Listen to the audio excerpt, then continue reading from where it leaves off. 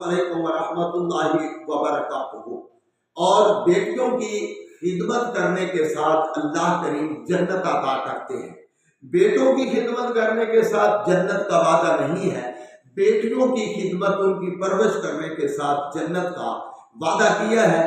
آئیے بخاری شریف کی روایت ہے، من کان لہ ثلاث بنات فصبرہن واطعمہن وسقاہن وکساہن من جدت کن لہ حجاب یوم القیامہ۔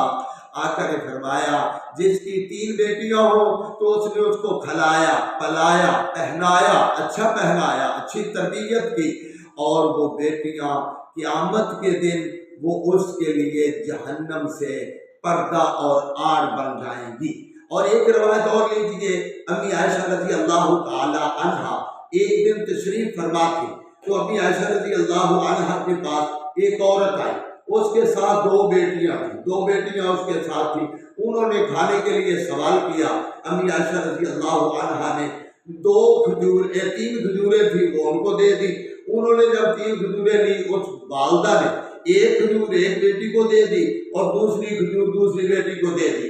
ان بیٹیوں نے جلدی کے ساتھ وہ دونوں کھجوریں کھا لی، اور والدہ کا بھی چاہتا تھا کہ یہ کھجور میں کھا لوں، لیکن ان بیٹیوں نے جب دوبارہ مانگی تو اس نے اس کو 2 حصے کر کے بیٹیوں کو دے دی اور خود کچھ بھی نہ کھایا۔ جب محبوب کائنات صلی اللہ علیہ وسلم گھر تشریف لائے تو نبی علیہ السلام کے سامنے امی عائشہ رضی اللہ عنہا نے یہ سارا واقعہ بیان کر دیا۔ تو نبی علیہ السلام نے فرمایا من ابتلی من البنات بشیء فاحسن الیہن کن لہ سترا من النار۔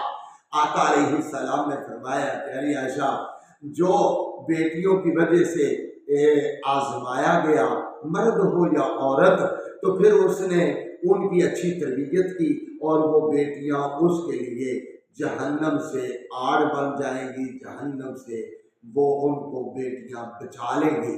تو اس لیے معزز سامعین، ہمیں بیٹیوں کے ساتھ بہت زیادہ پیار اور محبت کرنی چاہیے۔ وآخر دعوانا ان الحمد للہ رب العالمین۔